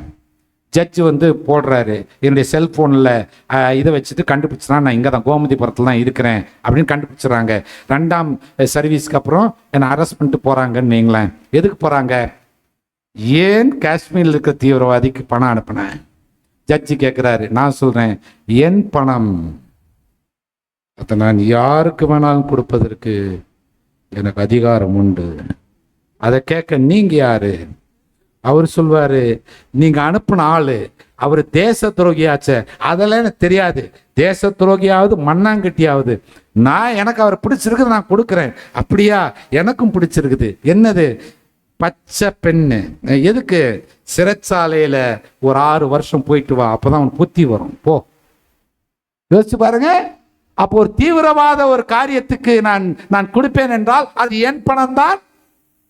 அது எனக்கு எப்படி நான் இது பண்ண முடியும்? அதே போல தவறான ஊழியங்களுக்கு, தவறான உபதேசங்கள் நிறைந்த ஊழியங்களுக்கு, சாட்சி இல்லாத ஊழியங்களுக்கு அப்படி நீங்க அனுப்பும் பொழுது என்ன ஆயிடும்? பிரச்சனை தான் வரும். இன்னைக்கு நிறைய பேருக்கு பொருளாதாரத்துல சாபம் வருவதற்கு காரணம் என்னன்னு கேட்டா, விதைக்கிறத தவறான நிலங்கள் விதைப்பது. விதைக்கும் பொழுது நல்ல நிலத்தில் அல்லவா விதைக்க வேண்டும். ஆமே. நீங்க மௌனமா இருக்கிற பார்த்தா ஆமாயா அப்படிதாயா நிறைய போயிடுச்சு. என்ன பண்ணுங்க, இதுவரைக்கும் எப்படி போனதோ இனிமேல் கர்த்தருடைய ஞானம் எனக்கு விளங்கட்டும். ஆமேன். கைகளை வைத்து ஆமேன் சொல்ல மாட்டீங்களா? கர்த்தர் உங்களை ஆசீர்வதிப்பாராக. அடுத்தது தம்பி, அடுத்த பார்ப்போம். அடுத்து என்ன இருக்கு? உபதேசம். உபதேசம் நல்ல காரியங்கள். இன்னைக்கு நிறைய உபதேசம், தவறான உபதேசம் அசம்பிளிஸ்ல எதுவுமே கிடையாது. ஒரு சில இடத்துல நல்லா மீசி வச்சிருந்தேன், மீசி எடுத்துருன்ட்டாங்க. யோசிச்சு பாருங்க. ஒரு சில இடத்துல டக்கின் பண்ணி போனோம், டக்கின்லாம் பண்ணக்கூடாது, எடுத்து விடு அப்படின்னாங்க. என்னையா அது பெரிய புலிவால் பிடிச்சதா இருக்குது. ஒரு சில இடத்துல டையெல்லாம் எடுத்துரு அப்படின்ட்டாங்க. அட பாவிகளா, அப்படின்னு எப்படிதான் வர்றது? யோசிச்சு பாருங்க. உபதேசம் இன்னைக்கு எப்படி போய் ஆயிடுச்சுன்னு கேட்டா வேற மாதிரி மாறி போச்சு. உபதேசம் என்றால் என்ன? மனம் திரும்புதல், ஆவியின் ரட்சிப்பு, அப்புறம் ஆத்ம ரட்சிப்புடைய பிரயாசமாகிய ஞானஸ்தானத்துக்குள் உடன்படிக்கை நடத்துதல். அடுத்தது சபையில் அங்கத்தினர். அப்புறம் அப்பம் பிக்குதல் பத்தி நேத்திக்கு ஒரு விளக்கம் கொடுத்தேன். அப்புறம் சாட்சியாய் வாழுதல், முடிவு புரிந்தவருக்கு நிலைநிறுத்தல், தேவ சித்தத்தை நிறைவேற்றுதல். அது மாத்திரமல்ல, வருகைக்கு ஆயத்தமாகுதல். அது மாத்திரமல்ல, நியாய தீர்ப்புக்கென்று உங்களை சரி பண்ணி கொண்டு கர்த்தருக்கு முன்பாக நிற்க வேண்டுமே என்கிற உணர்வோட வாழ்கிற வாழ்க்கை. உன் தேவனாகிய கர்த்தரை சந்திக்க ஆயத்தப்படுத்து. இதெல்லாம் கலந்ததுதான் என்னது சொல்லுங்க? இதான் என்னது? உபதேசம். 1 தீமோத்தேயு 4:16 வாசிங்க. நீ உன் உபதேசத்தை குறித்தும் உன்னை குறித்தும் எச்சரிக்கையாயிரு, நீ இவைகளில் நிலை கொண்டு இரு. என்ன இருக்குது வாசிங்க? உன்னை குறித்தும் உபதேசத்தை குறித்தும் எச்சரிக்கையாயிரு, இவைகளில் நிலை கொண்டு இரு. இப்படி செய்வாயானால் உன்னையும் உன் உபதேசத்தை கேட்பவர்களையும் ரட்சித்துக் கொள்ளும். அப்படி கிருபையினால் ரட்சிப்பு நம்ம சொல்றோம், ஆனா இங்க உபதேசத்தினால் ரட்சிப்பு. பாத்தீங்களா? நாம் ஏற்கனவே சொன்னோம், பணத்தினால ரட்சிப்பு, பண ஆசையிலிருந்து மனம் திரும்பினதுனால ரட்சிப்பு. யோசிப்பார். அப்ப ரட்சிப்பு எப்படியெல்லாம் வரும்? ஆனா நம்ம என்ன செய்யறோம்? கிருபைதான் நம்ம சொல்லிட்டு இருக்கிறோம். பாத்தீங்களா? அந்த கிருபையினால் வர்றது எது என்று கேட்டால் ஆவியின் ரட்சிப்பு. ஆமேன்னு சொல்ல மாட்டீங்களா? ஆனா இப்போ இந்த ரட்சிப்பு ஆத்ம ரட்சிப்பு, பணத்தினால் ஏற்படுற ரட்சிப்பு ஆத்ம ரட்சிப்பு. ஆமேன்னு சொல்ல மாட்டீங்களா? வித்தியாசத்தை புரிந்து கொள்ள வேண்டும். சரி, அடுத்தது நான் பார்ப்போம். பிரியமானவர்களே, அடுத்தது தம்பி அந்த படத்துல பாருங்க, என்னென்ன கனி இருக்குது சொல்லுங்க. என்னென்ன கனி இருக்குது அது சொல்லுங்களேன். அன்பு, கொஞ்சம் அன்பா சொல்லுங்களேன். ஒரு சில அன்புன்றது அன்பு அப்படிம்பாங்க, அன்பா சொல்லுங்களேன். அப்பா என்ன ஒரு அன்பு பாருங்க ஐயா. அடுத்தது சந்தோஷமா தான் சொல்லுங்களேன். சந்தோஷம் சொல்லுங்களேன். ரொம்ப சந்தோஷங்க. என்ன வருத்தமோ உங்களுக்கு என்னன்னு தெரியல. சரி, அடுத்து போ பாப்போம். அடுத்தது அப்பா சமாதானமா இருக்கீங்களா? சரி, ஓகே. சமாதானம். அடுத்தது நீடிய பொறுமை. ஐயோ, நீடிய பொறுமை. எபிராயத்துல நீடிய பொறுமை என்னன்னு கேட்டா பாடுகளை சகிக்கிற பொறுமை. என்ன சொல்லுங்க? பாடுகளை சகிக்கிற பொறுமை. நன்மை செய்யறதுனால பாடு வருது, அப்ப சகிப்புத்தன்மை நமக்கு அவசியம். பெர்சியவரன்ஸ் அப்படின்னு சொல்லுவாங்க ஆங்கிலத்துல. அத சகிப்புத்தன்மை. ஆமென் சொல்ல மாட்டீங்களா? சகிப்புத்தன்மை நமக்கு அவசியம். அடுத்தது தயவு, விட்டு கொடுக்கிற மனப்பான்மை, தயவு. அடுத்தது நற்குணம். நற்குணத்துக்கு ஆப்போசிட் என்னன்னு கேட்டா துர்குணம். இப்ப நான் துர்குணம்னா என்னன்னு கேட்டா நற்குணத்துக்கு ஆப்போசிட் சொல்லக்கூடாது. ரைட். துர்குணம் என்றால் என்ன? பல துர்குணம்ல ஒரு துர்குணம் என்னன்னு கேட்டோம்னா வாங்கின கடனை திரும்ப செலுத்தாமல் இருக்கிறது. இல்ல? ஆமா. கடன் வாங்கும்போது எப்படி? ஐயா, கடன் வாங்கினதுக்கு அப்புறம் எப்படி சொல்லுங்க? அப்புறம் முதல் மாதத்துல அனுப்பிட்டேன்ல, அப்புறம் 2ஆம் மாதத்துல கிடைக்கலையா, 3ஆம் மாதத்துல தொடர் பிள்ளைக்கு வெளியில் உள்ளார். தொடர் பிள்ளைக்கு வெளியில். நானே இப்போ ஒரு சிலருக்கு ஐடியா கொடுத்துட்டோம் என்னமோ. கர்த்தாவே யோசிப்பார். அப்ப வாங்கின கடனெல்லாம் திரும்பி கொடுக்கணுமா கொடுக்க கூடாதா சொல்லுங்க? நீ மௌனமா இருக்கிற பார்த்தா பயமா இருக்கு. இன்னைக்கு நிறைய பேரு பின்வாங்கி போறதுக்கு முக்கிய காரணம் என்னன்னு கேட்டா பணம் விஷயத்துல ஒழுங்குல. தயவு செய்து சபைக்குள் வர்ற நீங்க ஒருத்தருக்கு ஒருத்தர் அன்பாதான் இருக்க வேண்டும் என்று அல்லாமல் இந்த பணம் கொடுக்கறது இது கொன்றது. பாஸ்டர்கிட்ட பாஸ்டர் கொஞ்சம் அவரை கொஞ்சம் தர சொல்லுங்களேன், நீங்க சொன்னா அவர் கேட்பார். பாஸ்டர் அதுக்காக வந்தாரு. ஐயா தப்பா நினைச்சிடாதீங்க ஐயா, பாஸ்டர் அதுக்காக வந்தாரு, அதுக்காக அவர் வரல. யோசிச்சு பாருங்க, என்ன பண கஷ்டம் இருக்கு பாஸ், எனக்கா ஜெபம் பண்ணுங்க, அது எப்படி இருக்குது? ஆமென் சொல்ல மாட்டீங்களா? கர்த்தருக்கு ஒரு வெளிப்பாடு கொடுப்பாரு. நீங்க இந்த விஷயத்துல ஒரு பிரச்சனை இருக்கு, அந்த விஷயத்துல பிரச்சனை இருக்குன்னு கர்த்தர் காண்பிக்கிறார். சிஸ்டர், பிரதர், நீங்க கொஞ்சம் சரி பண்ணி கொள்ளுங்க, கர்த்தர் உங்களுக்கு தருவார். அது எப்படி இருக்குது? ஆமென் சொல்லி மௌனமா இருக்கிற பார்த்தா வாங்கி முடிச்சிட்டீங்களோ, ஓ பாச தெரியாமலே எல்லாம் ஐயாப்பா, வெரி வெரி பேட், ரொம்ப தப்பு. சபைக்குள்ளார இந்த பிஸ்னஸ் பண்றது, இது பண்றது, அது நல்ல எண்ணங்களோட இருந்தா பரவாயில்ல. ஆமென் சொல்ல மாட்டீங்களா? தவறான காரியங்கள், தேவநாமம் தூஷிக்க மாதிரி ஒரு ஆத்மா பின்வாங்கி போற அளவுக்கெல்லாம் அது எதுக்கு? அது வேண்டாம். ஆமென் சொல்ல மாட்டீங்களா? இடரல் வருவது அவசியம், ஆனா எவன் மூலம் வருதோ அவனுக்கு ஐயோ அப்படின்ட்டாரு இல்லையா? எவ்வளவு ஆபத்து இல்லையா? வேண்டாம் இல்லையா? கரெக்டா இருங்க. சரி, அடுத்து பாருங்க என்னென்ன இருக்கு. நற்குணத்துக்கு அப்புறம் என்னது? விசுவாசம். இது பாருங்க, ஒரு சின்ன ஒரு டீச்சிங் கவனிங்க. ஆக்சுவலி விசுவாசம் என்பது கனி கிடையாது. விசுவாசம் என்பது வரம், கிஃப்ட். நீங்க இப்ப வாசிக்க வேண்டாம், ஒன்றுக்கு போட வேண்டாம். ஒன்றுக்கு இந்த 12 நீங்க வாசிச்சீங்கன்னா 9 வரங்கள்ல ஒரு வரம் என்னது சொல்லும் பார்க்கலாம்? வேறு ஒருவனுக்கு விசுவாசம். அப்ப இங்க என்ன இருக்குது? விசுவாசம் இங்க என்ன இருக்குன்னு கேட்டா, மூல பாஷையில என்ன இருக்குன்னு கேட்டா, விசுவாசத்துக்கு பதிலா என்ன இருக்குன்னு கேட்டா உண்மை அப்படின்னு இருக்குது. உண்மை. இது ஒரு டிரான்ஸ்லேஷன்ல ஏற்பட்ட ஒரு காரியம். ஆக்சுவலி விசுவாசம் அப்படின்றத விட உண்மை. ஆமென். நீங்க மௌனமா இருக்கிற பார்த்தா, மோசே எங்கும் என் வீட்டில் எங்கும் உண்மை உள்ளவனாய் இருந்தான்.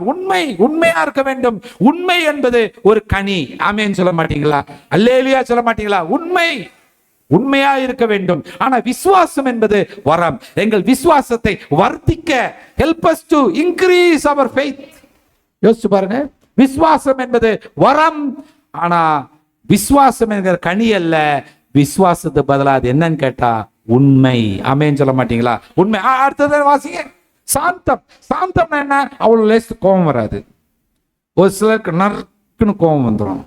அவள் பிபி அப்பார்டஸ்ல மோதி டொம்முன்னு என்ன ஆயிடுவாங்க? கொலாப்ஸ் ஆயிடுவாங்க. முடிஞ்சு போச்சு, கார்டியாக் அரெஸ்ட். என்னன்னு கேட்டா என்னன்னு தெரியலீங்க, கோபம் வந்துருச்சு அவருக்கு, சுருக்குன்னு கோபம் வந்துருச்சு. ஐயா, கோபம் பத்தி நான் ஏற்கனவே சொல்லியிருக்கிறேன். கோபம் ரொம்ப டேஞ்சரஸ். ஐயோ, ரொம்ப டேஞ்சரஸ் கோபம். இந்த கோபம் படுவதனால வர்ற ஆபத்து கொஞ்சம் நஞ்சம் கிடையாது.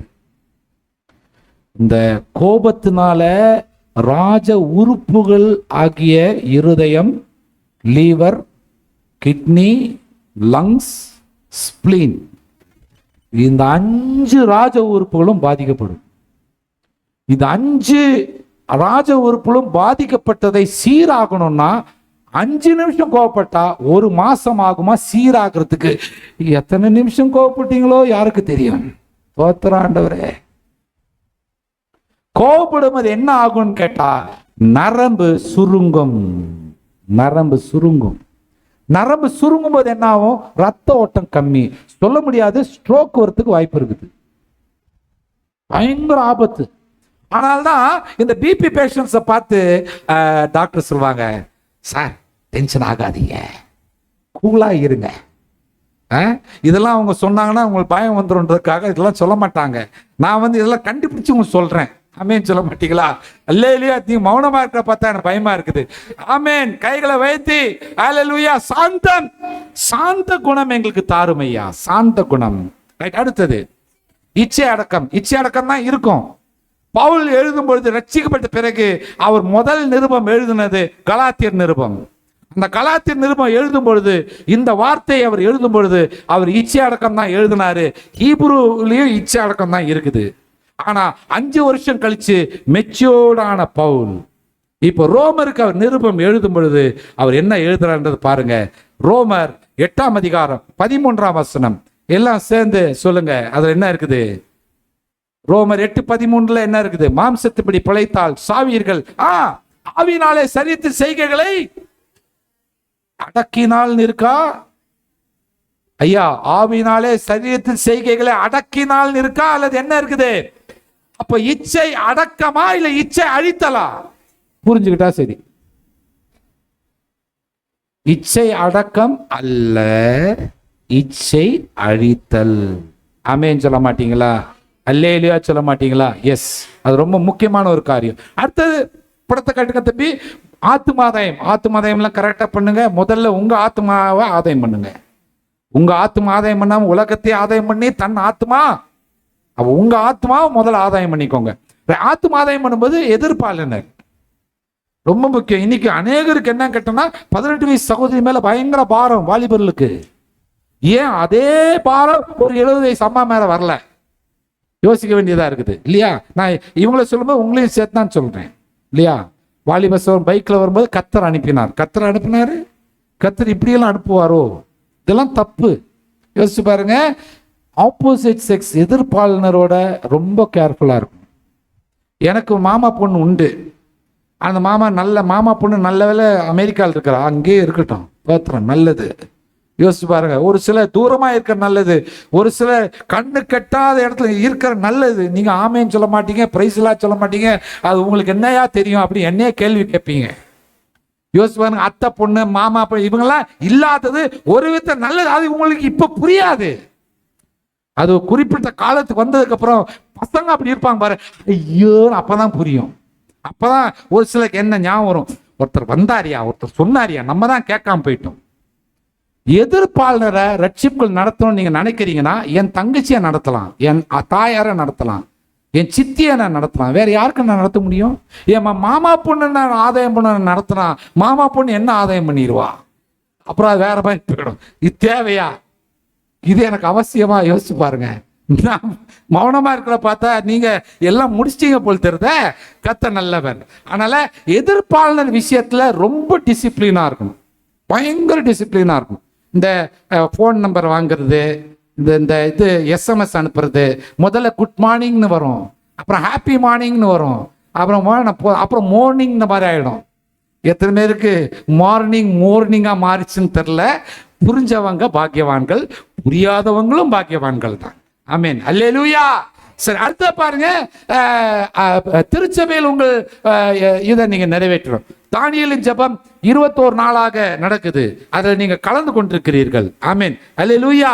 ஆமா, அது நீங்க திருச்சபையில் உங்க பங்களிப்பு நீங்கள் என்ன செய்ய வேண்டும்? நிறைவேற்ற வேண்டும். அது எதுவா இருந்தாலும் சரி. அது வெறும் காணிக்கை கொடுத்துட்டு மட்டும் போறதல்ல.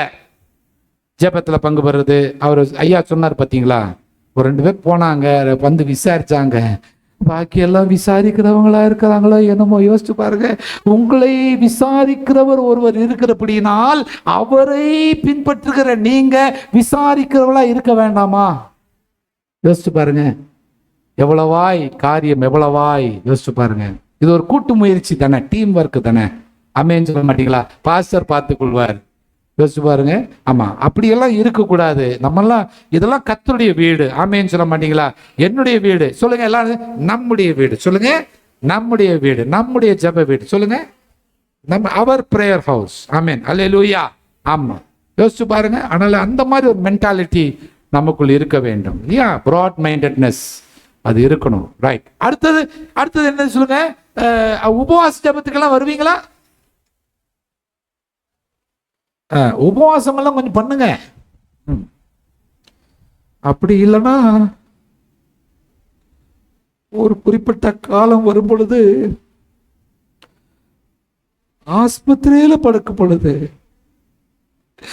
நீங்க ஆசையா கேட்ட தோசை, இட்லி எல்லாம் தரட்டுமா கேட்டா கொஞ்சோடு தண்ணி இருந்தா கொடு, அந்த தண்ணியும் குடிக்க முடியாம ரொம்ப ஒரு சில காரியங்கள்லாம் யோசிப்பேன் நான். யோசிச்சு பாருங்க. உபவாச நாட்களை நியமியுங்கள். நான் ஏற்கனவே ஃபர்ஸ்ட் நாள்ல சொன்னேன். இல்ல கவனிங்க தேவ பிள்ளைகளே. சாப்பிட்டு ஆரோக்கியம் அடைகிறது ஒரு பக்கத்துல, சாப்பிடாமல் ஆரோக்கியம் அடைவது அது ஞானத்துக்குரிய காரியம். ஆமேன்னு சொல்ல மாட்டீங்களா? ஆமா, இங்க ஒரு ஆமேன் வருது, அங்க ஒரு ஆமேன் வருது. ஒரு சில ஷாக்ல ஒண்ணுமே அப்படிதான் வருது என்றாமல் மேன் வர காணோம். ஷாக், அதிர்ச்சியில் உட்காந்துட்டாங்க பாருங்க. உபவாசம் அது ரொம்ப முக்கியம். நீங்க தண்ணி மட்டும் குடிச்சிட்டு அப்படிப்பட்ட ஒரு அனுபவம் இருந்துச்சுன்னா நல்லது. கர்ப்பமா இருக்கிறவங்க, புள்ளத்தாச்சிகள், அப்புறம் சுகர் பேஷண்ட்ஸ், பிபி இது இவங்களாம் கொஞ்சம் கேர்ஃபுல்லாகிடும். நீங்கள் உபவாசம் இருக்கிறது நல்லது, இது என்னுடைய உடம்புக்கு நல்லா இருக்குமா என்பதை நீங்கள் உங்களுடைய டாக்டர்கிட்ட ஒரு வார்த்தை கேட்டுட்டு மெல்ல என்ன செய்யணும், மெல்ல மெல்ல கொஞ்சம் ஒரு 6 மணி நேரம் உபவாசம், அப்புறம் 8 மணி நேரமாக மாற்றி, அதுக்கப்புறம் 10 மணி நேரமாக மாற்றி, அப்புறம் கொஞ்சம் கொஞ்சமாக அப்படியே மாற்றி யோசிச்சு பாருங்க. அப்படி உபவாசம் ரொம்ப முக்கியம். ஒரு நாள் கர்த்தர் ஓய்ந்திருந்தார் இல்ல, அதோட அர்த்தம் என்ன? பல அர்த்தங்கள்ல ஒரு அர்த்தம் என்ன கேட்டா, ஒரு நாளாவது உங்களுடைய மத்திய பிரதேசத்துக்கு ஓய்வு கொடுங்க ஐயா. மத்திய பிரதேசத்துக்கு ஓய்வு கொடுத்தீங்கன்னா உங்கள் ஆரோக்கியம் பாருங்க, கட்டுன்னு சொல்லுவாங்க, இதுக்கு கட்டுன்னு சொல்லுவாங்க. இந்த கட்டு வந்து ஹெல்த்தியா இருந்தா எல்லாமே ஹெல்த்தியா இருக்கும். ஆமென் சொல்ல மாட்டீங்களா? கட்டு வந்து ஹெல்த்தியா இல்லைன்னா எல்லாம் போச்சு. ஏன்? அதனால என்ன சாப்பிட்றோம், என்ன சாப்பிடக்கூடாது, இதெல்லாம் ரொம்ப கேர்ஃபுல்லா இருக்கணும், ரொம்ப ஹைலி சென்சிட்டிவா இருக்கணும். ஆமென் சொல்ல மாட்டீங்களா? போஜன பிரியனா இருந்தால் உன் தொண்டே, நம்ம மற்றவங்க தொண்டையில் தான் ஏய் நீ சாப்பிடாத அப்படின்னு சொல்லி, அதுவும் சகோதரிகளுக்கு விதிவிலக்கு என்ன கேட்டா, அவங்க செய்யற நேரத்துல நாங்கள் சாப்பிடுவோம். அது உப்பு பார்க்கறது எப்படி இருக்குது, ஒரு அப்படியே 2 கரண்டி ஊத்தி அது எப்படி இருக்குது? கர்த்தர் நல்லவர். ஆமென் சொல்ல மாட்டீங்களா? ரைட். இதுல நிறைய காரியங்கள் இருக்கு. இதுல தயவு செய்து ஆரோக்கியம் உங்கள் கையில இருக்கு. அடுத்த பாருங்க, தனிப்பட்ட வாழ்க்கை. சீக்கிரமா முடிச்சிடறேன். தனிப்பட்ட வாழ்க்கை அப்படின்னு என்ன கேட்டா, personal life. Personal life with God அப்படின்னு என்ன கேட்டா, யாருமே பார்க்காத நேரத்தில், அப்பா பார்க்கல, அம்மா பார்க்கல, பாஸ்டர் பார்க்கல, மனைவி பார்க்கல, புருஷன் பார்க்கல, யாரும் பார்க்காத நேரத்துல எப்படி இருக்கிறீங்க? யாரும் கேஷியரியா வேலை செய்யற நீங்க யாரும் பார்க்காத நேரத்துல ஒரு 200-500 ரூபாயை சுருட்டி டபக்குன்னு போட்டுருவோம். சிசி கேமராவுக்கு ஒரு துணியை போட்டு விட்டா அது தெரியும். நானே ஐடியா கொடுத்துட்டோம் என்னமோ, கர்த்தாவே ஐயோ யோசிச்சு பாருங்க. அப்போ அந்தரங்கம் ரொம்ப முக்கியம். அந்தரங்கம். ஏன்னா நம்முடைய ஆண்டவர் அந்தரங்கத்தின்படியே வெளியரங்கமாய், ஆமென் சொல்ல மாட்டீங்களா? உங்க அந்தரங்கத்துல ரொம்ப பிரியமா இருக்கிறார். அந்தரங்கத்துல ஆண்டரை இன்வைட் பண்ணுங்க. அந்தரங்கத்துல ஆண்டரோட கூட நல்ல வெளியரங்கமாய் ஆண்டரோட உறவு வைக்கிறது ரொம்ப ஈஸிங்க. ஆனா அந்தரங்கத்துல ஆண்டவரோட உறவு வைக்கிறதுன்றது அது ஒரு சவால் தான், சேலஞ்ச். அடுத்த பாருங்க, 3 காரியங்கள் என்ன இருக்குது? அது ஆவியாரோட அபிஷேகம், இயேசுவின் ரத்தம், வேத வசனம். எவைகளை கொண்டு எவைகளை மேற்கொள்ள வேண்டும் என்கிற ஒரு ஞானம் நமக்கு கத்த தராரு. அடுத்தது எல்லா விதமான சோதனைகள். பிசாசு, ஆமை, சோம்பேறித்தனம் என்ற சோதனை. அடுத்தது பெருமை என்கிற சோதனை. அடுத்தது பிசாசு, யோசிச்சு பாருங்க, எப்படா வரலான்னு யோசிக்கிறான் பாருங்க, எப்படா உள்ள வரலான்னு யோசிக்கிறான். அவன் வகை தேடுகிறவனா இருக்கிறான். அவனுக்கு வகை தேடாதீங்க, அவனுக்கு வகை கொடுக்காதீங்க. Don't give him room. அடுத்தது பாருங்க, அவன் சாயங்கால கூட்டத்துக்குலாம் வராதன்னு காலை கட்டி போடுவான். அப்புறமா எதுவும் கொடுக்காதன்னு சொல்லி கையை கட்டி போடுவான். கையும் கட்டி போடுவான், காலும் கட்டி போடுவான். எவ்வளவு தந்திரமானவன். அடுத்த பாருங்க, பேராசை, பொருளாசை, பண ஆசை, இச்சை, அதுல இது பண்ணுவான். ரொம்ப டேஞ்சரானது. அப்புறம் மனுஷன் மூலம் பாருங்க என்ன வருதுன்னு கேட்டா, துருபதேசம். அந்த வைன் துருபதேசம். வெளிப்படுத்தல 17 வாசிக்கிறோம் இல்லையா, ஒரு ஸ்திரீ கையில என்ன ஒரு மதுபானம், அது எதை காட்டுறது என்று கேட்டால் அது வந்து துருபதேசத்தை காட்டுகிறது. இன்றைக்கு துருபதேசம் மனுஷன் மூலமா தான் வருது. யோசிச்சு பாருங்க. அடுத்தது பாருங்க, குத்தலாம், குத்து அப்படின்னா என்ன அர்த்தம்? நம்மளை காயப்படுத்துவதற்குன்னே ஒரு சிலர் இருப்பாங்க. நம்மளை காயப்படுத்துவதற்குனே, நம்மளை ஹர்ட் பண்றதுக்குன்னே, தம்முடைய வார்த்தையினால, தம்முடைய செய்கையினால நம்மளை ஹர்ட் பண்றதுக்குன்னே ஒரு சிலர் இருப்பாங்க. வேண்டாம், அதெல்லாம் நீங்க யாரையும் ஹர்ட் பண்ணாதீங்க. அவங்க ஹர்ட் பண்றாங்களா, அது அவங்க புத்தி, அவளுக்காக ஜோம் பண்ணுங்க. அவங்க பண்ணதுனால நீங்க பண்ணீங்கன்னா உங்களுக்கு அவங்களுக்கு வித்தியாசம் இல்லாமல் போயிடும். யோசிச்சு பாருங்க. அதனால தயவு செய்து இதெல்லாம் கரெக்டா இருங்க. அடுத்தது பாருங்க தம்பி, கொஞ்சம் கீழே இது பண்ணுப்பா. அதுல பாருங்க, தேவதூதர்கள் இருக்கிறாங்க பாருங்க. எத்தனை பேருக்கு தெரியும், கர்த்தர் நமக்கு ஒரு சில தேவ தூதர்களை எபிரேயர்ல வந்து 2ஆம் அதிகாரத்துல நாம் வாசிக்கிறோம். இது வந்து தேவ தூதர்களை நமக்கு பணிவிடையின் ஆவிகளாக, மினிஸ்டரிங் ஸ்பிரிட்ஸாக ஆண்டவர் ஏஞ்சல்ஸ் வச்சிருக்கிறார். ஆமென் சொல்ல மாட்டீங்களா? கைகளை வைத்து அல்லேலூயா சொல்ல மாட்டீங்களா? ஆமா, ஆண்டவரா இயேசு நத்தானியேலை பார்த்து ஒரு வார்த்தை சொல்லுகிறார். என்ன சொல்றார் சொல்லுங்க பார்க்கலாம். இதோ கபடற்ற உத்தம இஸ்ராயேலன் அப்படின்னு சொல்லி மற்றவங்க குறித்து சாட்சி சொன்ன நத்தானியேல் பக்கத்துல வந்த உடனே நத்தானியேலை பார்த்து சொல்றாரு, தேவதூதர்கள் ஏறுகிறதையும் இறங்குறதையும் இது முதல் காண்பாய். எப்போ? கபடற்ற இஸ்ராயேலன் என்கிற சாட்சி பெற்ற பிறகுதான் தேவதூதர்கள் இறங்குறதையும் ஏறுகிறதையும் பார்ப்பீர்கள் அப்படின்னு சொன்னார். அப்ப நமக்கும் அது நத்தானியேலுக்கு மட்டும்தான் பொருந்துமா அல்லது எல்லாருக்குமே பொருந்துமா? எல்லாருமே சொல்ல மாட்டேங்கிறாங்களே, இதுல ஒரு சிலர் தான் சொல்றாங்க. சொல்லுங்க, எல்லாருக்குமே பொருந்துமா? உங்களுக்கும் பொருந்துமா? எனக்கு பொருந்துமா? அப்ப நம்ம என்ன செய்யணும்? கபடற்ற உத்தம இஸ்ராயேலனாக கனி கொடுக்கிறவளா இருக்கும் பொழுது தேவதூதர்கள் இறங்குறதையும் ஏறுகிறதையும் இது முதல் காண்பாய். அமேன் சொல்ல மாட்டீங்களா? எஸ். இதோட நான் முடித்து விடுகிறேன். இந்த புஸ்தகங்கள் இருக்கு. என் இருதயம் எப்படிப்பட்டது, இயேசு சொன்ன ஓமைகள். பிரதர் பிரபாகரன் வரலீங்களா ஐயா? வேற யாரையா கொண்டு இங்க புக்ஸ் இங்க இருக்குது, கொஞ்சம் அதை ஹெல்ப் பண்ணுங்க. இந்த என் இருதயம் எப்படிப்பட்டது, இயேசு சொன்ன ஓமைகள். இப்போ கிறிஸ்மஸ் வருதுயா, எவ்வளோ வாங்கி மக்ரூன் வாங்கி கொடுக்குறீங்க, அந்த இது முஸ்கோத் அல்வா அதெல்லாம் வாங்கி கொடுக்குறது ரொம்ப சந்தோஷம். ஆனால் அது எப்படி கிரியேஷன் நம்ம சொல்ல தெரியாது. அது கொடுங்க, அந்த கிறிஸ்மஸ்க்கு அந்த வால்நட் கேக்கு அதெல்லாம் கொடுங்க. அதோடு கூட இந்த ஒரு புக்கு நீங்கள் 100 ரூபான்னு பார்க்காதீங்க, அது இலவசமாக நீங்கள் என்ன பண்ணுங்க, ஜெபத்தோட ஆண்டவரே இந்த புக்கு பார்த்து அந்த புக்கில் இருக்க வாசம் தொடணும். ஒரு நாளைக்கு ஒரு சிபிஎம்ல இருக்கிற ஒரு பிரதர் என்னை பார்க்க வந்தார். என்னன்னு கேட்டால், அவருடைய பாலிய சகோதரன், அவர் பாலிய ஸ்நேகிதன் தற்கொலை முயற்சியில் இருந்தாராம். தற்கொலை முயற்சி இருப்ப அவருடைய அக்கா வந்து இந்த புக்கை அவருக்கு கொடுத்தாராம். Rose of Sharon AG Church அவங்க அக்கா இருக்காங்க. அப்போ நான் இந்த புஸ்தகம் வச்சிருந்தேன். என் பாலிய ஸ்நேகம் வந்து தற்கொலையெல்லாம் பண்ணாதியா வாயா கூப்பிட்டேன். ஒரு வாரம் எங்கள் வீட்டில் இருந்தான். நாளன்னைக்கு என்னமோ எடுத்து படிக்கும் பொழுது இந்த புஸ்தகம் கீழே விழுந்தது. அவன் பின்னாடி இருக்க சாட்சியை மட்டும் பார்த்து ரசிக்கப்பட்டான். இன்னைக்கு அவன் பைபிள் காலேஜ் ஒப்பு கொடுத்துருக்கான்னா எனக்கு ரொம்ப சந்தோஷமாயிருச்சு. யோசிச்சு பாரு. ஆனால் தயவு செய்து இதை கொடுங்க, கர்த்தர் ஆசீர்வதிப்பார். கண்களை மூடி நாம் ஜெபிப்போம். 2 காரியங்களை கவனத்தில் வைத்துக் கொள்ளுங்கள். ஒன்று, பணம் விஷயத்துல எப்படி இருக்கிறீர்கள். அடுத்தது, எதிர்ப்பாளினர் விஷயத்துல எப்படி இருக்கிறீர்கள். இந்த 2 விஷயத்துல நீங்க கரெக்டா இருந்தீங்கன்னா பாக்கி 90 விஷயத்துல கரெக்டா இருப்பீர்கள். கண்களை மூடி, ஆண்டவரே எந்த விஷயத்துல நாம் சோர்ந்து போயிருக்கிறோம், எந்த விஷயத்துல கனி கொடுக்காமல் இருக்கிறோம், அந்த ரங்கத்துல கனி கொடுக்காமல் இருக்கிறோமா, அல்லது அந்த உபவாசம் இல்லாமல், அல்லது சபைக்கு முக்கியத்துவம் கொடுக்காமல், அல்லது கொடுக்கிற விஷயத்துல விதைக்கிற விஷயத்துல நம்ம இந்த குறைவுள்ளவர்களாய் காணப்படுகிறோமா, அல்லது எந்த